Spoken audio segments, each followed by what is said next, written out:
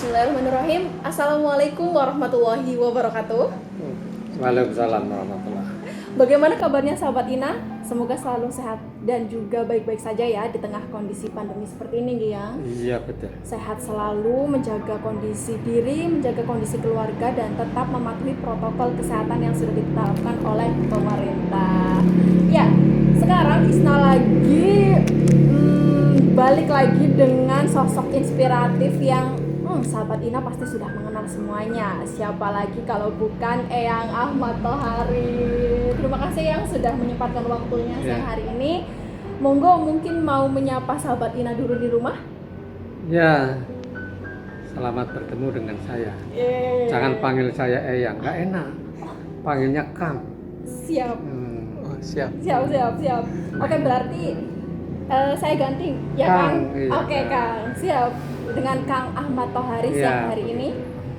Bagaimana kabarnya Kang? Saya baik, alhamdulillah sehat. Nah, kegiatan Kang Ahmad Thohari sekarang ini, apalagi di kondisi pandemi seperti ini, apa di rumah atau masih? Tentu di rumah. Saya ini ya kehidupan saya ini sudah lebih banyak di rumah. Karena memang sudah, kalau pegawai negeri udah lama pensiun saya.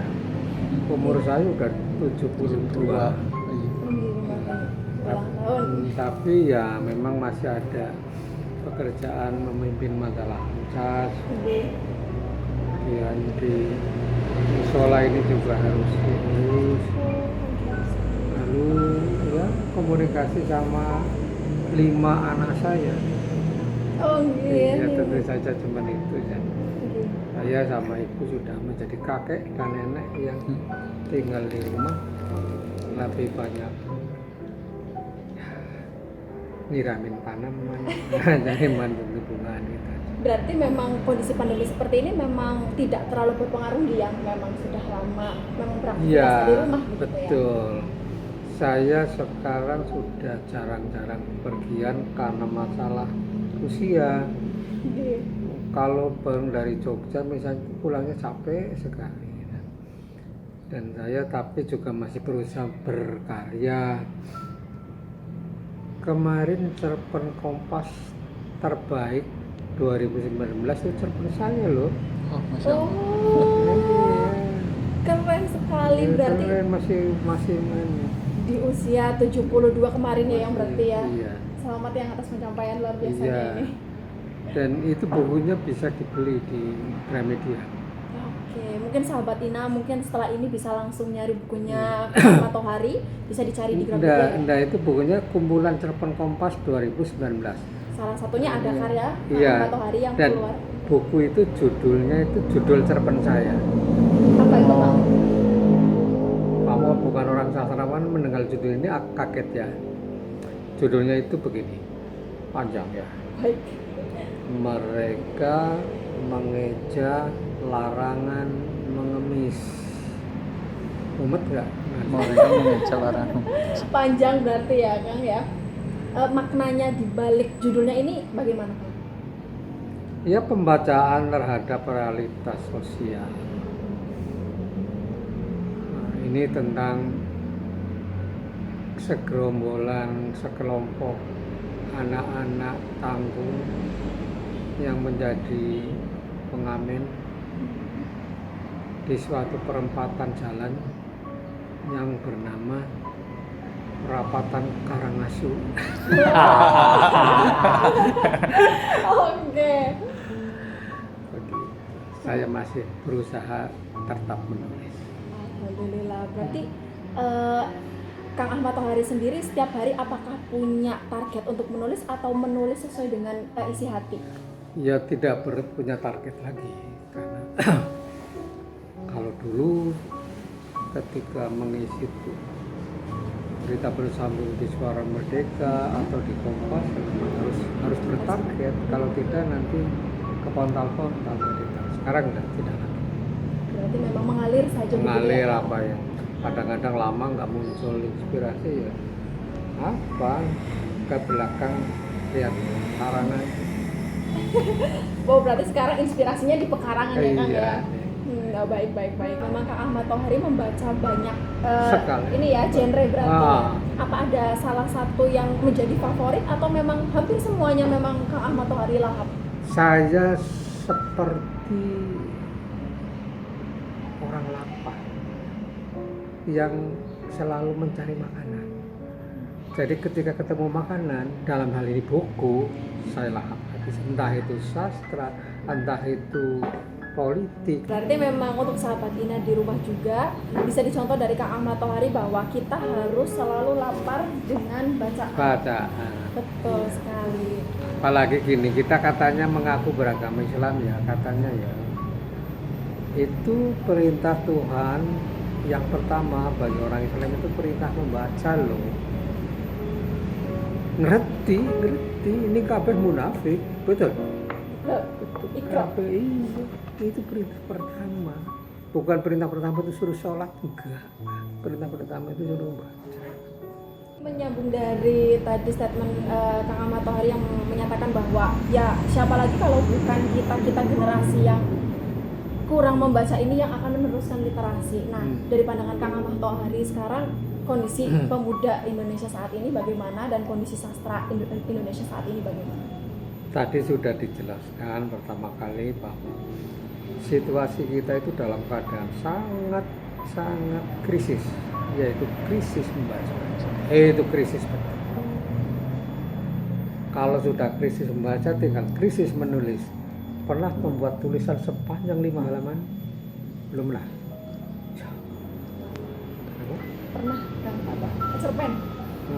Ya, bagus, selesai berapa halaman? Sampai 10 tapi tidak pernah terbit Kang karena Oh. tidak pede. Enggak masalah. Terbit tidak penting, yang penting Enggak, selesai. siap. Kamu pernah? Kan bagaimana kalau menulis adalah menjadi barang mewah bagi pemuda Indonesia? Sangat mengerikan. Sangat mengerikan. Karena sepinter apapun orang kalau tidak disalurkan ke dalam tulisan, mau kemana? Busuk di otakmu. Nah sekarang gimana, udah kebanjur begini gimana? Ya tidak ada kata terlambat untuk mulai menulis. Tidak ada kata terlambat untuk menulis. Saya punya pengalaman begini. Seorang penggemar cerpen saya dari Bandung datang ke sini. Dia itu sudah pensiunan. Jadi saya bilang, Anda jangan cuma jadi penggemar cerpen saya,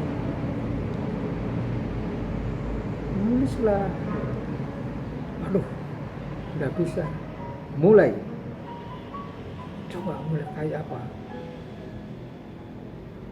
Saya memaksa Anda menulis. Menulis dia. Cerita pendek ceritanya nih. Ya berantakan, gak karu-karuan kan. Apa-apa, tak edit. Dulu masih zaman pos. Kembalikan ke Bandung. Suruh ditulis ulang. Dikirim kembali. Wah, udah lumayan ini. Saya sampai 3 kali naskah itu pulang balik. Dia pensiunan, jadi bukan anak muda. Nah, suatu saat saya suruh kirim sekarang ini cerpen sudah patut terbit di media massa. Tapi jangan Kompas, itu ngoyo itu. Tiba-tiba muncul di harian terbit, dulu ada harian terbit namanya, cerpen itu muncul. Dan beberapa kali sudah PD dan akhirnya pada suatu saat ganti tahun muncul di Kompas cerpennya. Murid saya sukses. Padahal mulainya sesudah dia pensiun. Sudah senja di Kang. Sudah senja. Pensiun umur berapa sih? 60 ya? 60. Seperti itu. Boleh kamu masih bocah. Nih, jadi penulisan. Kalau mau bikin tulisan fiksi, cerpen misalnya, ya mulailah dengan 1 halaman. bikin cerita pendek 1 halaman. Bila susah ya setengah halaman. Nanti bisa dilihat, oh ini sisi ini bisa diulur ini. Oh ini bisa diulur nih. Lama-lama bisa menjadi 4 halaman dan itu ukuran seperti 4 halaman yang dibuat di Kompas yang itu 4 halaman. Seperti itu. Nah kalau sudah jadi kan bukan hanya honornya, bila honornya nggak seberapa, tapi eksistensi. Saya merasa muncul ke permukaan kehidupan pada tahun 71 ketika cerpen pertama saya dimuat di media massa.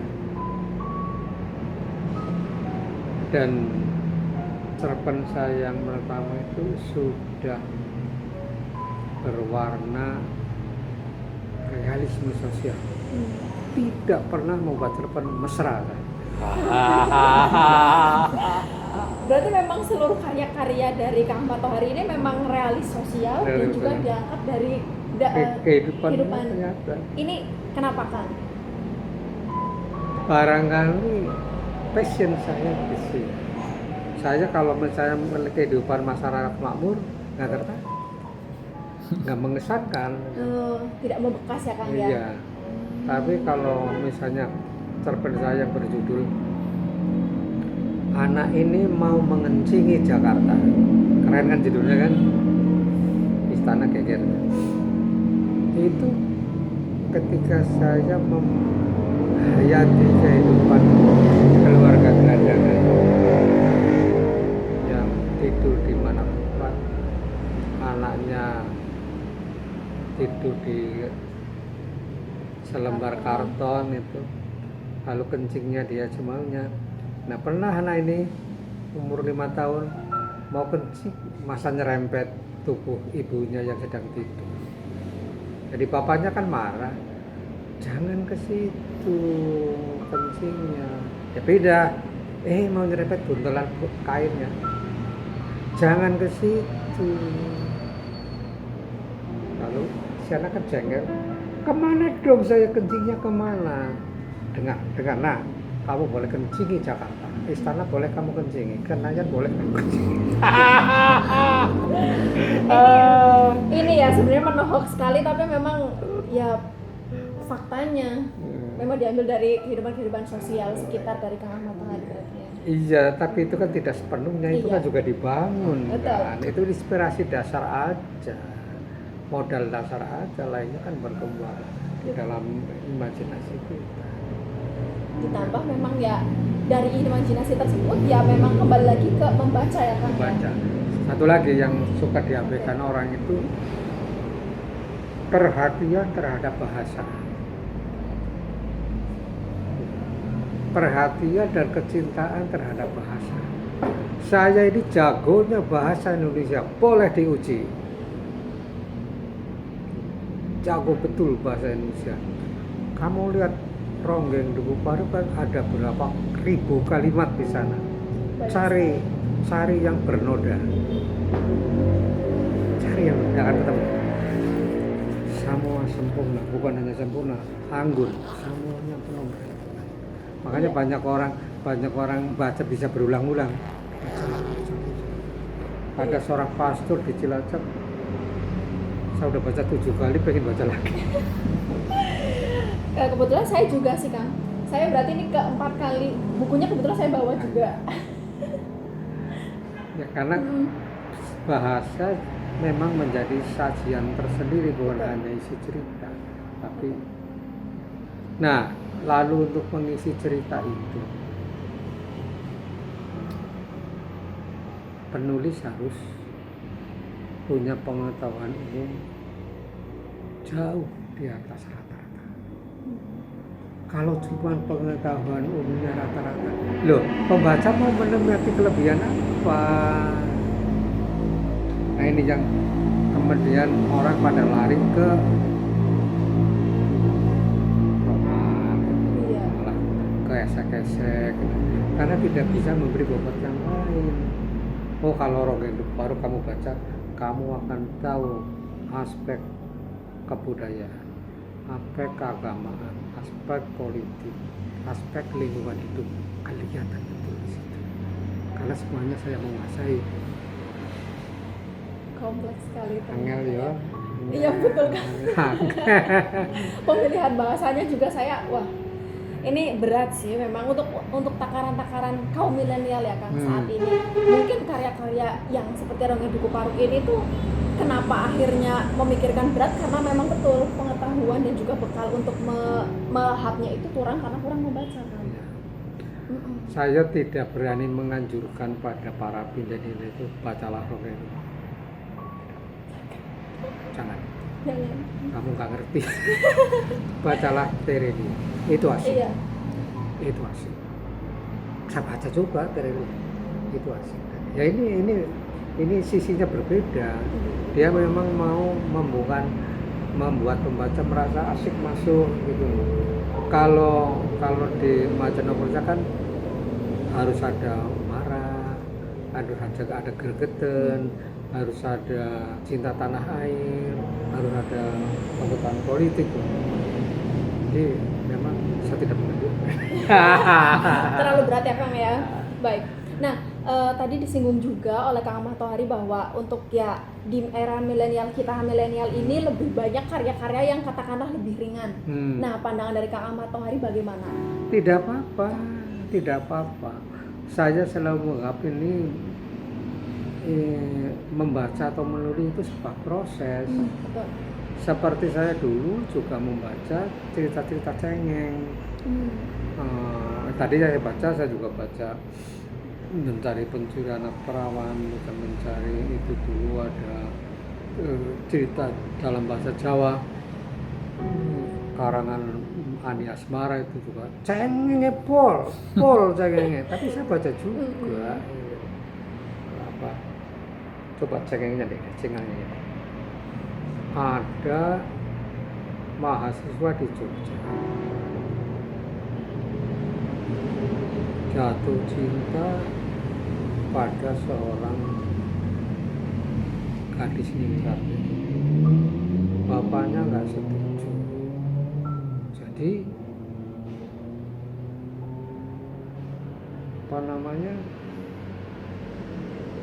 tidak bisa rapat. Lalu si pemuda ini menjadi pelukis dan bermukim di Batu Raden. Fiksi kan nggak apa-apa, fiksi kan. Iya. Nah, suatu saat si pelukis ini mendengar suara tangis bayi.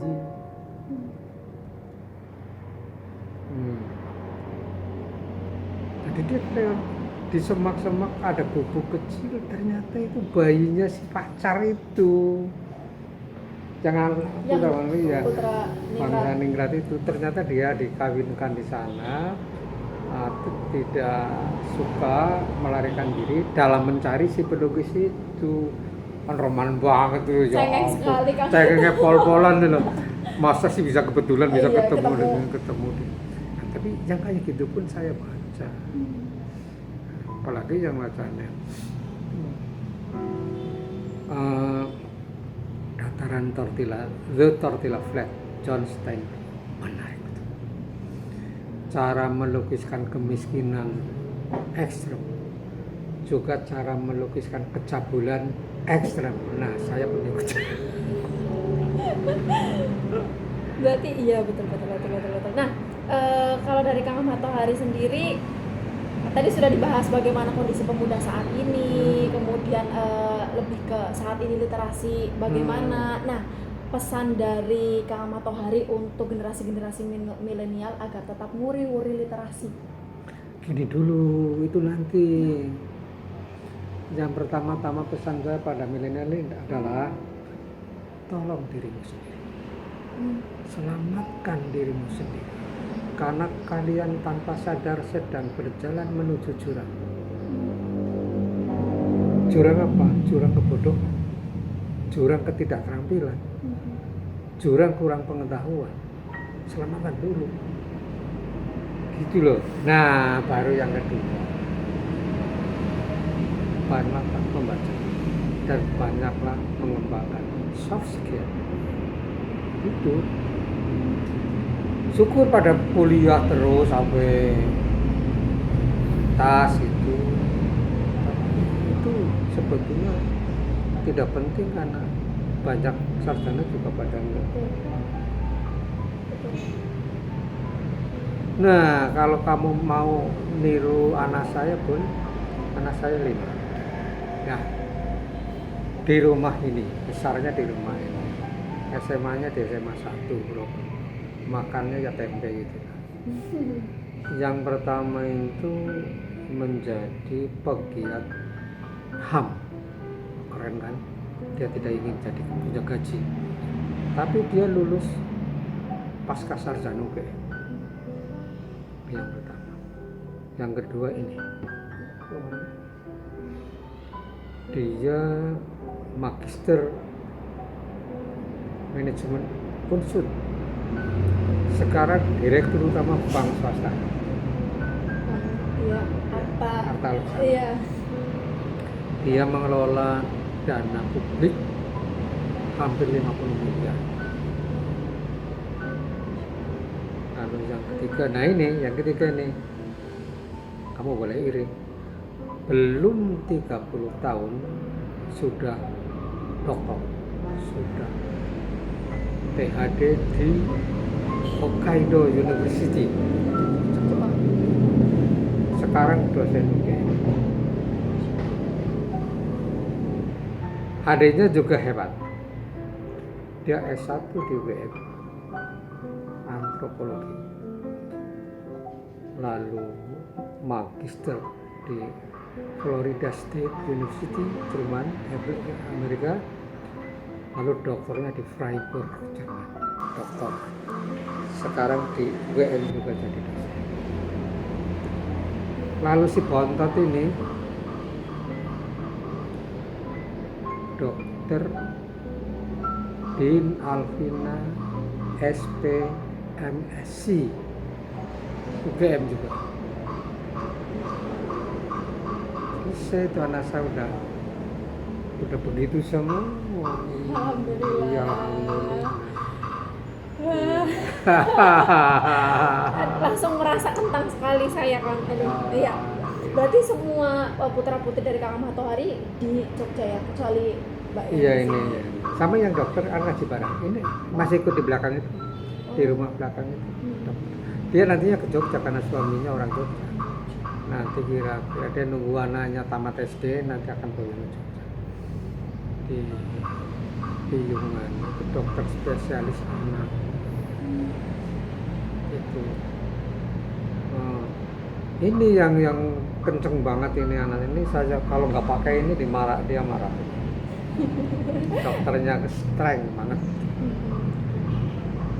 Ya tapi ya manut saja.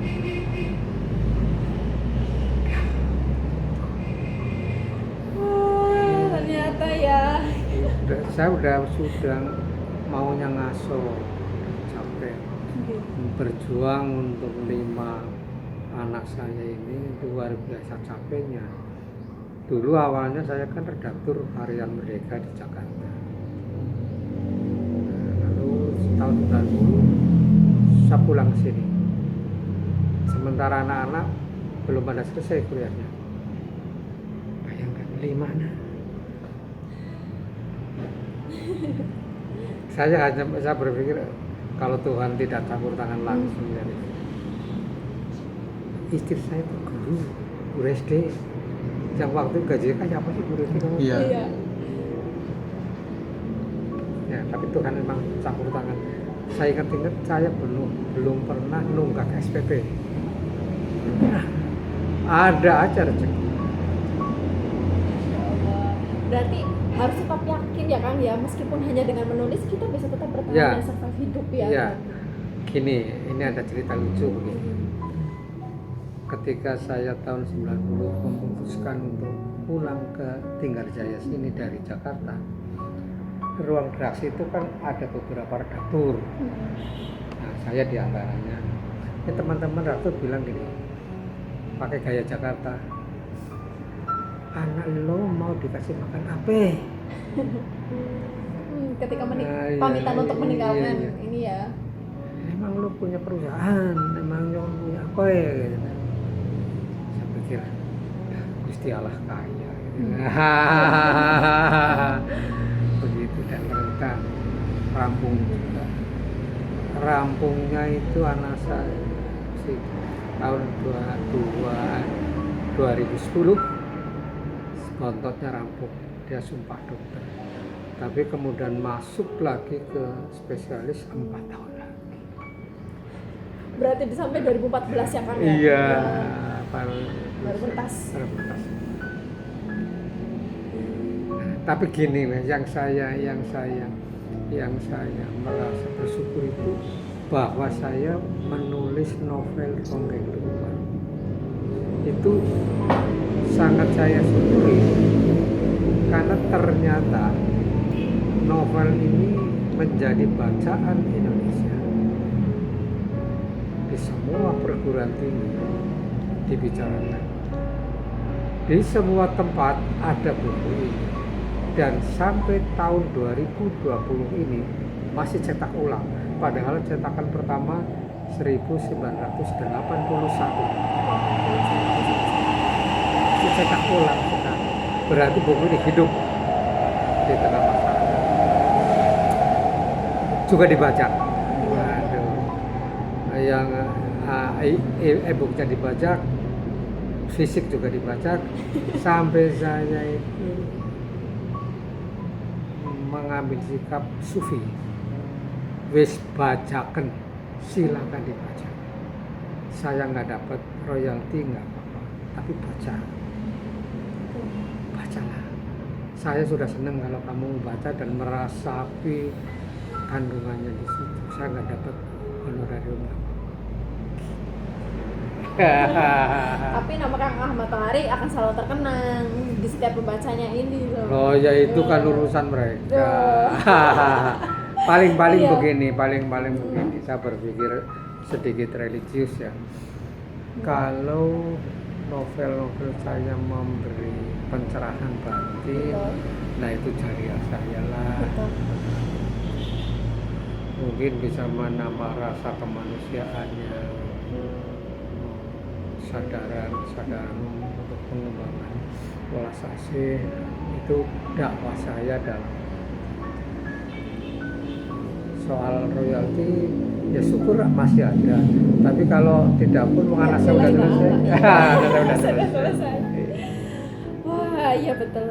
Jadi memang ya pada akhirnya menulis bukan hanya tentang profit ya Kang ya.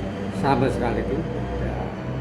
Rasa bukan sana. Gini, jadi menulis itu bagi saya itu sebetulnya kan melahirkan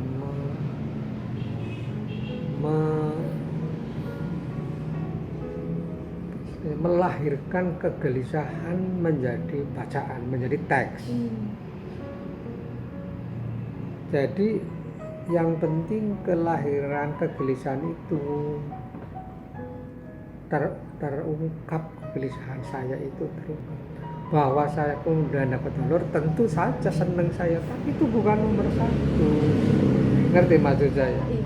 Masih ada yang lebih berharga, yaitu bahwa kegelisahan saya tentang nilai-nilai kemanusiaan terlahir dan kemudian ternyata dibaca banyak. Nah, itu yang itu merasa punya peran di dalam kehidupan ini. Nah, syukur ada royalti sini royalti. Masa ditolak? Enggak boleh nolak rezeki ya Kang ya. Iya betul. Masya Allah. Nah, Kang Ahmad Tohari membicarakan program Duku Paruk nih. Dulu sempat dapat sedikit ancaman ya karena ya bagaimana itu dulu kisahnya? Mendalam banget mau mendengarkannya. Mungkin yang lebih sederhana Kang. Gini, jadi pada tahun 65 itu kan saya sudah SMA kelas 2, jadi sudah, atau kelas 3 malah, jadi memang sudah dewasa. Menyaksikan eksekusi penembakan terhadap orang-orang desa yang komunis itu. Terus tadi saya bilang orang desa dahulu kok dibunuh gitu. Nah saya pikir ini harus tercatat. Kalau tidak tercatat, gila betul generasi saya. Gitu. Tapi tercatat dalam bentuk laporan kan susah. Oh, dalam bentuk sastra saja saya sudah memperhitungkan 2 hantu akan menghadapi saya. 1 hantu yang namanya Soeharto. Saya sudah sadar. Tahun 80-an Pak Harto masih dikdaya. Wah. Hantu yang kedua malah dari dalam diri saya sendiri. Karena saya anaknya tokoh NU. Masa nulis ronggeng itu kan enggak macem itu tuh. Enggak macem, tapi harus saya lakukan gimana karena ini memang menyangkut ronggeng. Lama sekali. Dan kemudian saya memutuskan begini. Tidak apa-apa lah. Anaknya Kiai NU nulis ronggeng. Kenapa coba?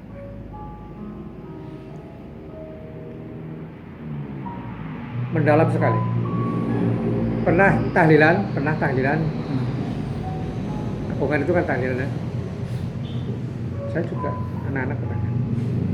Selalu ada ayat suci yang mengatakan kagungan dalam Gusti Allah apa kang ana ing langit lan apa kang ana ing bumi. Betul. Lahu ma fis samawati wa ma fil ardh. Jadi PKI punya siapa? Ayo. Orang-orang PKI punya siapa? Pelacur punya siapa? Ronggeng punya siapa? Oh, Kiai ngelotok nggak bisa menghadapi dalil itu. Saya berdalil ini. Kalau yang saya bahas adalah mafil art. Kamu mau ngomong apa? Itu Nah ini kalau Pak Harto ini kan saya dipanggil tahun 86 tanggal 16 Juli 1986 ada intelijen pakai jeep yang keren itu datang ke rumah, tangannya gede, rambutnya cepat, menaruh surat. Saya diminta datang ke Laksus pusat di Jakarta. Yang teken itu Mayor Jenderal. Jadi saya juga dianggap subversif betul. Kalau sudah yang teken saja jenderal, itu bukan main-main ini. Aduh, ibu udah nangis saja ibu ini. Saya juga bingung, saya mau ngapain? Betul saya di sana 5 hari. Ditanya teman saya di SMA, dihitung suruh sebut siapa alirannya apa. Dulu kan ada GSNI, ada PII, ada IMM itu loh, IPM itu, ada IPNU itu. Itu gurunya siapa saja. Ada tak yang beraliran komunis? Waduh, macam-macam. Sampai saudara istri saya siapa? Ada enggak yang ini? Nah, pada hari kelima saya berpikir, waduh, saya tidak pulang nih. Udah terbayang aja jeruji besi. CPM Guntur sudah terbayang aja di kepala saya. Ngerti CPM Guntur di Jakarta itu sebelah kiri itu penjara. Tiba-tiba saya diselamatkan oleh pertanyaan si pemeriksa sendiri. Begini pertanyaannya. Apakah saudara punya orang yang mau menjadi jaringan Anda? Aduh, ini gemeter, redek banget saya. Saya tulis nama, minta kertas, saya tulis nomor telepon. Ini orangnya, dia akan menjamin saya. Ini 4 orang pemeriksa itu udah baca ini, digilirkan itu mereka saling pandang dan tidak ada yang berani mengangkat telepon yang saya catat. Tahu siapa yang tulis? Pak Gus Dur. Iya. Langsung ngeri semua waktu itu ya Pak. Iya. Itu tahun 86. Gus Dur sedang sangat mesra dengan Pak Harto. CS. Saat itu nanti kan mereka berantem lagi. Iya. Tapi saat itu dia lagi mesra-mesra. Selesai Sarah suruh makan siang boleh pulang. Ternyata happy ending ya Kang ya. Nah itu novel Robo itu baru itu berdarah-darah. Kontroversial ya. Cuman orang ya tinggal baca sih asik ya. Saya asik-asik saja Kang. Ternyata di belakangnya ada perjuangan yang Perjuangan. sampai seperti itu. Wong menulis realita kehidupan Rongge yang dimulai dengan acara buka kelambu itu sudah perjuangan sangat berat. Saya harus menuliskan pecabulan yang ekstrim. Bisa berani nggak? Wah berani ya, gitu. Kenapa berani? Ya lagi-lagi karena muridnya Gus Dur saya. Ini Gus Dur pernah membela Motinggo Buso. Motinggo Buso menulis cerita yang terlalu asik, lalu dikritik oleh pembaca, kemudian Buso pindah haluan ke cerpen-cerpen yang religius. Nah, Gus Dur itu mengkritik Motinggo Buso. Ya, Motinggo Buso nggak porno, nggak apa kok. Masa ada kata-kata porno, kata-kata kan netral. Yang porno itu otak pembaca gitu. Enaknya sastra seperti itu ya. Nih. Saya juga begitu. Kalau buka kelambu dianggap cabul, otakmu yang cabul. Yang nulis mah biasa-biasa. Buka kelambu. Iya. Oke.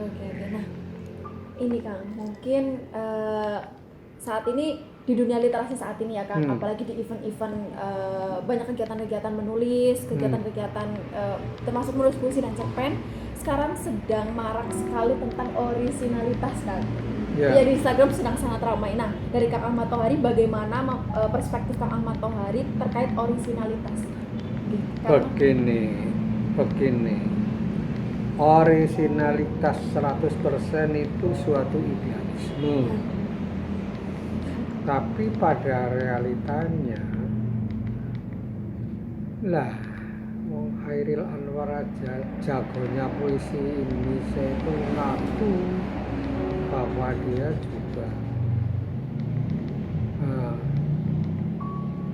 telah membaca lebih dulu The Death Soldier, The Young Death Soldier, yang kemudian menginspirasi Karawang Bekasi.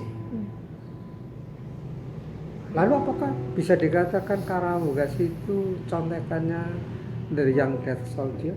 Ya enggak lah. Begitu. Jadi ya soal pengaruh mempengaruhi itu ya asal jangan jelas-jelas nyontek loh.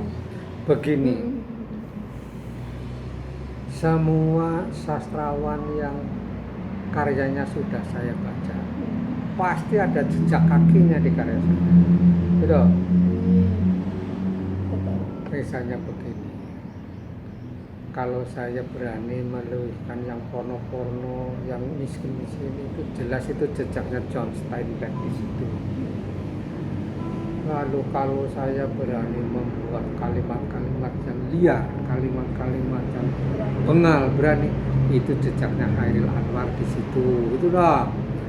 Kalau kalimat itu halus, religius, itu jejaknya Buya Hamka di situ. Gitu. kok selesai nggak usah ngotot banget. Iya. Tapi kalau mengutip cerita cuma diganti namanya, tempatnya diganti, itu ya namanya jorok itu. Saya pernah disodori novel berjudul Rengganis apa ya? Sorry lupa Faruk, itu gimana sih ini orang? Ada orang pembaca ngirimin ke saya untuk menunjukkan bahwa novel saya dibajak gitu. Wah ini sih jorok gitu. Kalau dibajak, dicetak utuh, dijual sip Tanpa mengganti judul ya kan? yang ya jadi nggak apa-apa sih, itulah untuk cari makan kamu yang nggak apa-apa. Tapi kalau begitu, aduh jorok. Jadi gitu, di dalam dunia sastra itu memang keterpengaruhan ada. Tentang apa yang kita baca pasti akan ada sedikit di karya Iya, kita iya. gitu ya. Paling tidak pada gaya. Dan itu tidak apa-apa ya Kang ya? Saya kira tidak apa-apa. Saya udah ngaku banyak terpengaruh gaya penulis aku. Tapi coba saya gini, saya merasa sebelum menulis Rongeng Paru, saya sedang mengagumi karena sudah selesai membaca Dataran Tortilla. Kira-kira selesai 6 bulanan lah saya menulis Rongeng Paru. Jadi saya merasa gayanya itu ada yang masuk ke apa. Nah satu saat saya membeli Dataran Tortilla yang sudah diterjemahkan, lalu saya juga punya Rongeng Paru, saya jadi satu, saya kirim ke Sawawi Imran. Kang Sawawi, sampean baca dan perbandingan buku ini. Apakah terasa Rongeng Paru terpengaruh ini? Kira-kira 2 minggu kemudian dia balas, enggak mas, ini 2 buku yang berbeda itu. Loh, seperti itu loh. Tapi secara jiwa, secara kebatin saya merasa terpengaruh. Tapi ternyata orang lain menolak. Dua karya ini memang dua karya yang berbeda. Begitu ya. Jelas berarti begitu ya, mungkin karena banyak sekali ya Kang ya saat ini sahabat-sahabat Nina dan juga mungkin pemuda di Indonesia sedang bergejolak dengan originalitas, karena semakin banyak saat ini sepertinya copy paste apalagi dari internet sekarang ya Kang, itu sudah sangat mudah loh akses. Milenial sekarang kan memang lebih. Nah itu dia yang tidak menguntungkan, justru terlalu mudahnya teknologi fasilitas itu jadi kurang menantang kreativitas malah. Nah menurut saya begini, anak-anak muda sekarang sangat penting mulai menulis, sangat penting. Dan ya bagaimana juga jaga originalitas, bahwa terpengaruh gaya, terpengaruh ini tidak apa-apa, atau mungkin juga penambahan kosakata diperkaya dengan membaca banyak cerita naskah-naskah para pujangga, itu tidak apa-apa. Penting sekali. Saya sedih kalau milenial itu cuma nulis status. Saya sedih betul. Bangsa ini menjadi miskin kalau generasinya tidak nulis. Walaupun sekarang tidak perlu lah yang namanya menulis pakai kertas, juga nggak perlu. Bikin blog, bikin apa, silakan ditulis pakai ini, nggak apa-apa loh. Malah saya sebenarnya mengusulkan, ada nggak ya yang mengorganisasikan majalah ini, bukan majalah kertas, bisa nggak diorganisasikan ya? Dibuat digital berarti ya Kang Iya. ya? Oh, karya-karya digital Iya, gitu ya. tapi ada redakturnya, ada apanya, ada gitu ya. Jadi ada yang bertanggung jawab. Karena sekarang kan begini, kemarin ada isu itulah, mendadak sastrawan itu loh, pernah mendengar isu itu? Iya. Menulis puisi semaunya, menulis cerpen semaunya, dilemparkan ke medsos, lalu merasa dirinya sudah jadi sastrawan. Itu kan kurang sehat, karena kurang teruji. Jadi mestinya kan walaupun pakai apapun tetap ada redaksi. strukturnya untuk mengarahkan atau apa namanya memberi bobot. Jadi menghimpun begitu Menghimpun, ya Kang, iya. Menarik sekali kalau ada majalah digital. Oke, apalagi mungkin ngobrol-ngobrol tadi majalah digital ya kan. Jadi kemarin sebetulnya kita dari Inspirasi Pena sudah mengadakan program nulis bareng. Iya, alhamdulillah ini monggo bukunya Ya. tentang rindu ini berisi 50 karya terbaik dari beratus-ratus bahkan beribu-ribu karya yang sudah masuk, sudah diseleksi dan ini programnya gratis kan. Alhamdulillah, dan pada penulis-penulis yang sudah masuk namanya ke buku ini mendapat bukunya gratis juga. Semakin menyemangati generasi milenial untuk menulis. Iya betul. Ini ada Faisal Odang, ini udah jadi cerpennya bagus. Alhamdulillah, iya. Jadi penulis utamanya itu Faisal Odang bersama Sahabat Ina. Sahabat Ina itu sebutan followernya kita kan. Oh gitu. Ya, followersnya Inspirasi Pena. Oh begitu. Ya, mungkin ya. Terima kasih. Ini dicetak di mana? Di Tegal. Tegal. Iya, di Indramayu. Indramayu. Oh, Indramayu Iya, malah. maaf. Di Mucepedia. Untuk penerbitnya. Indramayu Iya. teman. Yang ngasih Indramayu siapa? Ada Ada kenalan, kenalan ya. di sana, Iya, teman jadi- yang kerja di Iya, di Lawan begitu. Jadi bisa bekerja sama. Begitu Kang. Jadi kita juga di sini ingin mengusahakan kita ayo bareng-bareng di sini jadi wadahnya kita yang memang suka literasi untuk tidak hanya menulis di status tapi bisa menghasilkan karya begitu.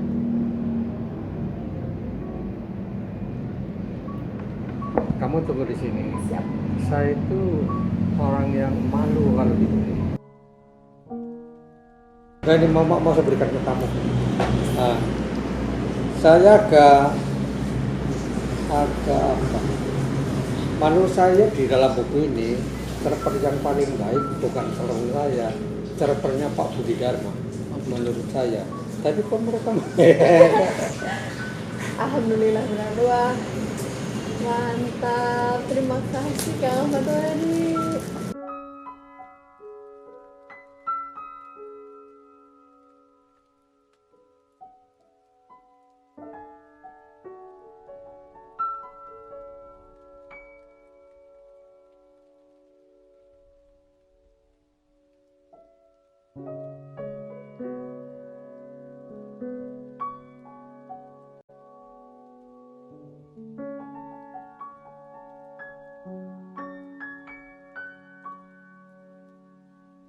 Itu tadi diskusi kita, sharing santai kita dengan Kang Ahmad Tohari yang luar biasa. Ini merupakan suatu kehormatan untuk tim Inspirasi Pena yang bisa menyajikan konten langsung bersama dengan Kang Ahmad Tohari untuk sahabat Ina semua. Nantikan untuk konten-konten dan sharing-sharing santai lainnya dengan penulis inspiratif lainnya hanya di Inspirasi Pena. Cek juga di YouTube kita dan juga di Instagram kita dan juga di web kita. Sampai jumpa sahabat Ina, bye-bye.